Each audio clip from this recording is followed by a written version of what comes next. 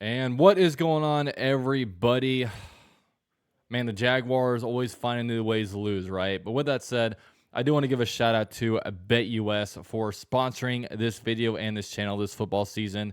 And look, guys, we're in off-season mode. We're 2-8 right now. And interesting enough, you can actually have some wagers on off-season stuff, such as the team to select Travis Hunter in a 2025 NFL draft. I know he's very popular amongst a lot of Jaguar fans. The Jaguars have actually the ninth highest odds to draft him at plus 1200. So BetUS doesn't really like the Jaguars' odds to draft him. Maybe they think the Jaguars go, maybe offensive linemen, but I don't know. Definitely interesting to me, especially with Tennessee at first at plus 300 to draft him. You would think that they're going to draft whatever quarterback they can kind of get their hands on. But with all that said, if any of these wagers interest you, you guys can use promo code YouTube150 for a 150% deposit bonus on your first deposit and 125% on your second and third up to $2,000. So thank you to BetUS for sponsoring this video. Now let's get on with this recap. So to recap this game, this was a interesting way to lose a game. Look, I give the Jaguars a lot of credit, okay? We always lose games, but we always find different and interesting ways to lose these ball games, guys. And today it came where the Jaguars actually got 3 interceptions off of Sam Darnold. We basically let the quarterback throw for no touchdowns and 3 interceptions. And also, the Vikings didn't get a single a single touchdown all game. Okay, the Vikings won this game 12-7, where they kicked 4 field goals, never got into the end zone. And look, we give Ryan Nielsen a lot of crap, and rightfully so. Ryan Nielsen has not been a good defensive coordinator for the Jaguars, but today definitely was not on him. Today was, solely on the Jaguars offense, who couldn't do anything all game. Just straight up couldn't do anything all game. And the it's unfortunate, but at the same time, of course, Trevor Lawrence is hurt. We started hearing a little bit about, we saw Trevor Lawrence get hurt last week against the Eagles. He started getting evaluated. Then we saw, Mac Jones start kind of warming up on the sidelines a little bit, but Mac Jones never went in. Trevor Lawrence went back into the game. And I think a lot of us were thinking, because on the play, he got kind of dove and got hit in the helmet. And a lot of us were thinking, oh, he's getting evaluated for a concussion. He's back, so he's good. But then as the week went on, I think, what was it, Tuesday, Wednesday or something, we started hearing some murmurs that, yeah, Trevor Lawrence, his non-throwing shoulder is hurt and he's questionable. So we were like, oh, okay. And then we started hearing maybe it could require surgery. And then we started kind of talking about, if he requires surgery, then he's going to be out for the season. And at that point, what are the Jaguars playing for? Would we rather the Jaguars actually ice Trevor Lawrence and basically save him for next year, or throw him out here in meaningless football games? Because that's where we are right now. Going into this game, we were 2-7, and we are officially in very, very familiar territory. I don't have to give Jaguar fans, advice on how to handle these next 2 months, because we are used to playing meaningless football in the months of November and December. So the Jaguars at this point we're 2-7, and now after losing 12-7 to the Minnesota Vikings, who to me look like pretenders. I mean, that team we played today is now 7-2. It's now 7-2. I don't think they're that good, but they're better than the Jaguars apparently. So, but I do think that the Jaguars win this game with Trevor Lawrence, but we'll get into that a little bit later. And the Jaguars dropped to 2-8. Now the best the Jaguars can do this season is go 9-8. And I don't even know if 9-8 gets you into the playoffs. In 2022, that won you the AFC South. In 2023, that puts you out of the playoffs. And in 2024, there ain't no telling where it's going to get you. But I can tell you one thing: the Jaguars are not winning 7 straight games. Although the schedule gets a little bit more cupcake-ish as the season goes on, which, will be a little bit tough in a situation of, what do we want to do? Do we want to win games, or do we want to lose for a better draft spot? So right now we're kind of on Jaguars firing season. You know what I mean? Like, of course, Robert Saleh got fired in September. Last week, Dennis Allen, head coach of the New Orleans Saints, got fired. Now it feels like, definitely according to all the betting sites, the Jaguars, Doug Peterson should be next person left. But I know a lot of people, they're not happy until Trent Baalke and Doug Peterson get fired. So now we're in a situation of, should the Jaguars fire Doug Peterson, right now after losing at home, or do they fire him next week in an away game against the Detroit Lions, which they most certainly will lose, and then you have a bye week after that, so it gives you a little bit more time to get adjusted. I don't know. I don't know, but I think it's inevitable that Doug Peterson gets fired. A lot of people wonder, hey, is Trent Baalke going to get fired? I certainly think he will, even though him and Shad Khan appear to have such a great relationship. I feel like he's going to get fired, but just because it's, if you look at the industry leaders, which a lot of people do in business, you look at industry leaders, and in the NFL, GMs never get a third head coach. I don't know when the last time that's happened, but GMs never get a third head coach. So that would basically be what Trent Baalke would be walking into. You need to complete house completely, clean house completely, and get a new everything in here. But we get into that a little bit later. So if you want to recap this game a little bit, we'll go drive by drive. Okay. Jacksonville started off the game with a 3-and-out. Then Minnesota got themselves their first field goal. Then the Jaguars drove down for a touchdown. It's actually a pretty good drive. Mac Jones was throwing it all over the place, a lot of completions, and it was looking good. But from that point on, did not ever look good for the Jaguars again.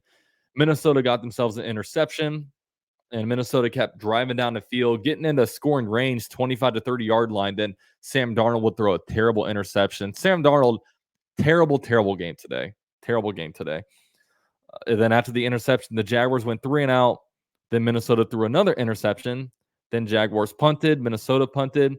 And then the Jaguars took a sack at the final drive of halftime and basically just took the game into halftime. So the Jaguars at halftime were actually up 7-3. Okay. And then the second half started. Minnesota got themselves an interception. Jaguars punted. Minnesota got themselves a field goal after the punt. The Jaguars went 3-and-out. Then Minnesota got their third field goal of the day. And then Mac Jones decided to fumble the ball under center. And then Minnesota, they didn't get any first downs from it, but they did gift Minnesota a field goal from that. Then the Jaguars threw an interception. Minnesota punted the ball. The Jaguars threw another interception. And then Minnesota, on their final drive, went down and got a 4th-and-1. So they would have had to punt it. The Jaguars would have had the ball with about maybe, I forget how much time was left, maybe 15, 20 seconds with 0 timeouts. But maybe the Jaguars get the ball at their own, 40, 35, 40, something like that. Would have still been a long shot, but still would have been at least hope. But unsportsmanlike conduct penalty from Trayvon Walker and allows them a free first down, and then they go into victory formation, and then the Jaguars lose the game. So the Jaguars pretty much got dominated on all sides of the ball. I mean, even though the defense did play well, the defense was allowing a lot of yardage. They were kind of getting lucky by some Minnesota turnovers, and yeah, I do give the defense credit. I mean, I can name the exact guys that actually got the interceptions. Want to give a shout out to Darnell Savage, to Monteric Brown, and Foye Oluokun. And also Foye Oluokun's interception was assisted by a Tyson Campbell. Would not have happened without Tyson Campbell's tight coverage on Justin Jefferson, allowing the ball to pop up into Foye Oluokun's arms. But yeah, it was a bad game. Or it was a overall just rough game on all sides of the ball. But defense did enough to win it. I mean, if you allow a defense to basically allow no touchdowns to the opposing team and only 4 field goals and only 12 points, and honestly, 3 of those 12 points were gifted from Mac Jones's fumble. After Mac Jones fumbled, they went 3-and-out and they just kicked a field goal. So that was gifted by them. So yeah, defense did good enough, even though the total yardage wasn't great. If the Jaguars offense just did something, I mean, you saw all the times Jaguars had 1, 2, 3, 4, 5, 6, 7, 8, 9, 10 possessions the Jaguars offense had and 1 touchdown. Just turn one of those other ones into a touchdown and you win the game. Or even you don't, or even that drive where you fumbled the ball. If you just drive that in for a field goal, then you take away the 3 points from Minnesota, that's 10-9. And then but whatever. The defense did enough to win. Just the offense was terrible. Mac Jones was terrible. Mac Jones this game, 14 for 22. Let me see what that completion percentage is. 14 divided by 22.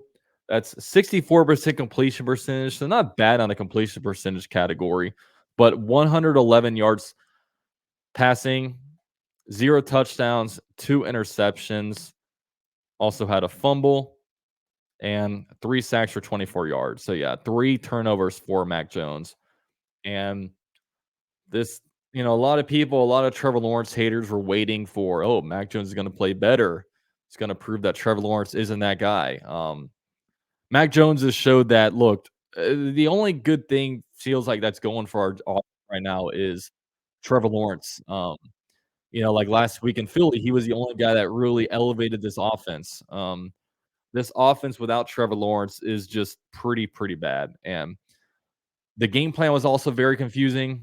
The lack of plays for Brian Thomas Jr. I don't think Brian Thomas Jr. got a catch until the fourth quarter. Brian Thomas Jr.'s stat line to end this game was 3 targets, 2 receptions for 12 yards. I just don't understand the game plan.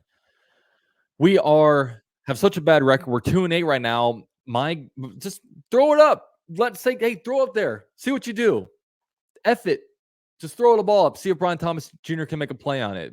We're not utilizing him. He needs to be the feature part of our offense without Trevor Lawrence and without Christian Kirk and without, the running game hasn't been doing good either. Just we are such a broken offense. It really feels like Doug Peterson has just kind of given up. It's just bad right now. We're terribly coached. We have terrible game plans that we set in here. Everything is just bad. Everything is bad. So if you go through the Jaguar stat sheet, we talked about Mac Jones. ETN 11 carries for 44 yards. He had himself some decent runs. Mac Jones 5 carries for 8 yards. His pocket presence was pretty bad. Leaving pockets early, trying to run it. Just wasn't a good game at all for Mac Jones. The first quarter, he was looking okay, and then after that, just nosedived.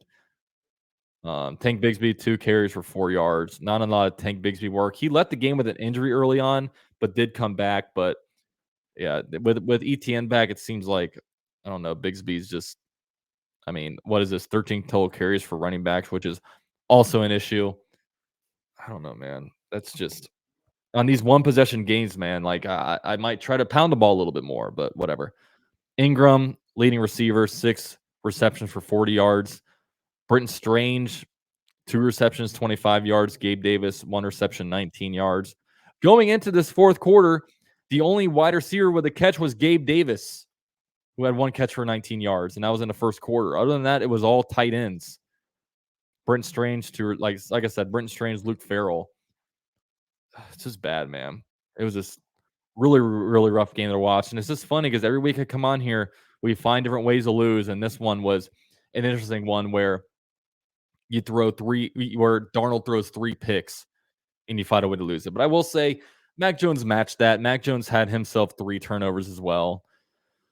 Oh, now this is the ugly part. We go into team stats, okay? Time of possession. Time of possession is very often an indicator of the better team in this game. This is the team that has ball on offense that can control the ball more. And when you look at this one,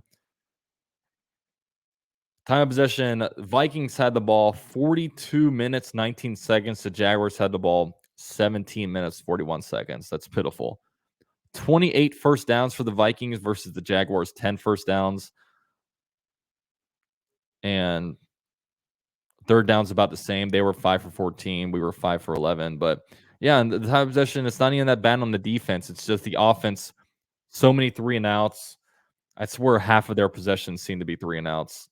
The Vikings over 5 in the red zone. The Jaguars were 1-1. We only got to the red zone once this game, which is crazy. And yeah, other than that, just very weird game for the Jaguars. And yeah, the Jaguars dropped to 2-8. Obviously, last place in the AFC South. They did cover most of the spreads out there. I know the spread on many betting sites shifted by about 3 points once it was announced that Trevor Lawrence was out this game. So yeah, that's what we dealt with. So now we're definitely on, like I said, we're definitely on head coach watch. like firing watch. Is Doug Peterson gone? Is Trent Baalke with him? If Doug Peterson gets fired, does his buddy Press Taylor goes along with him? We just want something to happen because nothing is happening on the field. And this was a year where, famously remember Shad Khan said before the season started, the expectation is to win now. The expectation is that we have the best set of players and the best set of coaches this team has ever had. And I guess that's what he said. Maybe he means best team under him because how can he evaluate what's happened in the 1990s and the 2000s? He bought the team in, I believe it was December of 2012. No, it was January of 2012 when he bought the team. So maybe under his tenure, but regardless, 2-8, one of the worst records we've had under him. I can't remember any. I mean, besides the tanking 1-15 season, this is as bad as it's been for him. So I don't know. I don't know. So if you guys want to see one bit of optimism, which I don't know if this is optimism as much as we really suck, but I want to share something with you guys. Let's go to our good old. We're not going to pay attention to the in the hunt graphics, okay? The playoff pictures. We're paying attention to Tankathon, baby. And if you guys look at where things stand right now, whoops, the Jaguars are currently number one overall pick this season into today. Of course, there's other teams that haven't played, but Jaguars' strength of schedule is solid. Number one overall pick at the season ended today, which a lot of people wonder, hey, we don't need a quarterback. Why do we care about draft spot? Well, in my opinion, we're going to not have a GM and we're not going to have a head coach. We're going to clear house. And I want every single thing possible to make this job more attractive because, of course, Jaguars' job to many might be unattractive. I mean, Dallas head coach job will probably be open. Both of the New York jobs might be open. You're going to have some big market teams. Cincinnati Bengals might have a spot open. They have a prolific quarterback with Joe Burrow. Maybe there's 8 coach hirings open, coach and GM. And we can't do anything about the market that we're in. We can't do anything that we're in Jacksonville and not in Dallas. But we can have some bargaining chips. We have Trevor Lawrence. We have a wide receiver 1. We have some, good stuff going for us. And one thing that could be going for us is we have number 1 overall pick in the upcoming draft. Now, do I think we're going to draft number 1 overall? I do not think so, just because I think that the Jaguars' schedule gets very, very soft. You have 2 games against the Tennessee Titans, which we'll probably win one and lose one because we don't have a very good history against the Titans. We have the Las Vegas Raiders who aren't good. We have the New York Jets who aren't good. The Colts who are decent, about mid. They're very mid, which is a new term over the last 2 or 3 years. But they can still win some football games, but we also have a good history against them. So, yeah, 7 games left. We have Detroit next week, which we should get plowed. And then the final 6 games of the year is all about, hey, do we want to win these stupid games against these bad teams, or do we want to keep losing and helping out our draft position? I don't know. And like I said, I'm not going to tell anybody how to fan from this point forward. If you guys want to cheer for wins, that's up to you. I'm not going to fault you for that. If you guys want to cheer for losses, that does not make you any less of a fan. But however you do it, just do it your way. Don't let anyone cyberbully you or bully you into thinking that, you shouldn't be doing that. You can fan however you want to fan. I know for me, I have mixed feelings, and I was honestly feeling during this game, I don't know if I wanted to win that game. Do I want to win a crap fest against the Minnesota Vikings, a team that I don't have any hate against? Like, I would love to sweep the Titans, to be honest with you.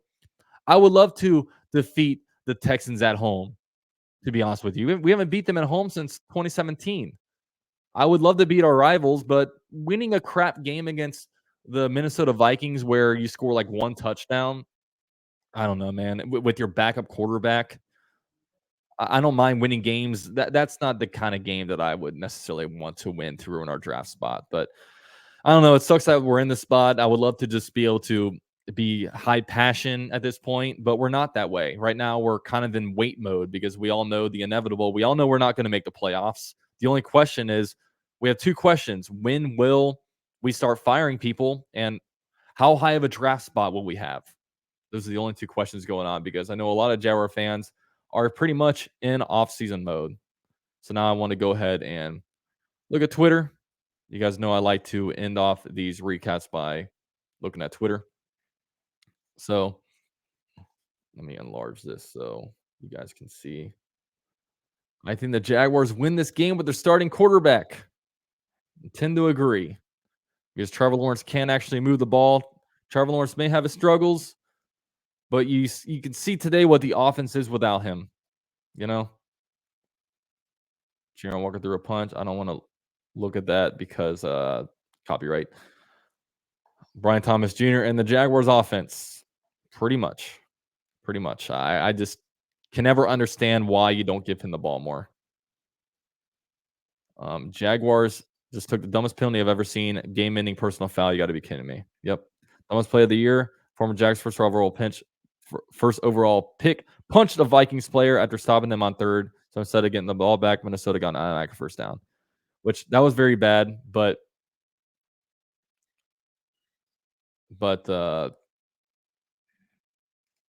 not like we were going to win the game. I know it would have given us a chance, but we weren't going to win the game anyway. The Jaguars are so embarrassing, man. It's almost like the Flacco success against a bad Jaguars team shouldn't have been looked at anything other than that. Okay, so that's a Colts tweet. Why did Trevor throw that pick? The Jaguars paid $275 million for this. Yeah, it's funny. I mean, this just I don't know. I'm a Trevor Lawrence truther, is what it is. But man, there were people out there that were like, hey, put Mac Jones in. Mac Jones is better. There were people, because I live stream all these games. I got a great pulse of the Jaguars fan base. You know, I make videos. I go on, Bleach Report and stream these things. I'm on Twitter. I'm on Instagram. I'm on all the sites. Facebook. People are saying, bench Trevor, put Mac Jones in. Mac Jones is not good, guys. He's not good. And he proved that today. This is terrible by him. And the answer is not to go out there and get another backup quarterback. Mac Jones, we all felt after the preseason was one of the better backup quarterbacks out there. But no, we're gonna rise or sink with Trevor Lawrence. And for me, if you get Trevor Lawrence decent coaching, we're gonna be good. And we're gonna prove it next year if we get a Ben Johnson, hopefully. I will say if Ben Johnson wants to come here, he will be here because Shad Khan once made Urban Meyer the second highest paid head coach in the NFL. So fitting that it ends on an undisciplined penalty from the Jaguars. They handed this one to the Vikings in so many ways. Yep, and that is a Vikings beat reporter. We hand every team games. Even last week, Philly tried to hand the Jaguars a game, but we handed it right back to them, didn't we? Jaguars offense. Today marks the Jaguars' first game with 2 interceptions in the first half since October 1, 2023. Yep, that game was against the Colts at home with Gardner Minshew as quarterback. Trayvon Walker deserved to lose that game for the Jaguars. Stupid. 143 yards of offense for the Jaguars, the 5th lowest single game total in franchise history. That's insane, guys. Stop calling for Trevor Lawrence to be benched. Trevor Lawrence is the only player that elevates this team. Look what's around him. Trevor Lawrence has to get through bad coaching and get through offensive penalties and get through terrible game plans and get through not having a running game. Dude, there's so many things working against him. And that's why I don't even care to play him anymore. This is a disaster from top to bottom. They need to start all over again. Pete Prisco on the Jaguars, who has of any national media guy, he has the greatest, pulse of the Jaguars. He actually watched the film of the Jaguars and doesn't just shoot from the hip. Per ESPN research, the Vikings ran 39 more plays than the Jaguars, the highest play differential in a game the last 2 seasons. Just pile on the terrible stats for us. Let's see. Oh, this is so this guy right here, he's a Mac Jones truther. I don't want to hear anything from Jaguar fans. This was a road game at home. Literally every Trevor Lawrence fan sold their tickets to a Vikings fan. You're going to blame this on whatever. I'm not going to give him the time of day on here. I'm not going to give him the time of day on here. I'll look at that later. I'll reply to that one off screen. Okay, but man,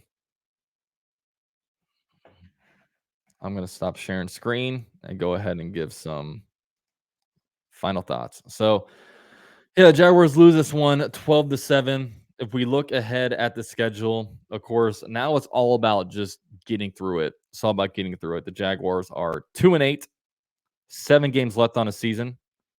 Next 2 games are at the Detroit Lions, then at home against the Texans. Okay. 2 very tough games. Lions are one of the best teams in the NFL. Texans are getting exposed a little bit for their offensive line, but still a better team than us. And then the final 5 games are only on the schedule to ruin our draft pick. You're playing at Tennessee, home against the Jets, by the way, in our throwback uniforms, at the Raiders, home against the Titans, and at the Colts. So I don't know. The season is what it is. If you want to root for wins, go ahead and do that. If you want to root for losses, go ahead and do that too. I'm not going to tell anybody how to be a fan at this point on. So that is the recap of this game. Definitely a very depressing one, but do want to give a shout out to BetUS for sponsoring this video. Like I said, 150% deposit bonus using promo code YouTube150 on your first deposit and 125% on your second and third, up to $2,000. So with that said, take it easy, everybody. Enjoy your Veterans Day tomorrow. Shout out to all the troops, and I'll catch you guys next time. Go Jags.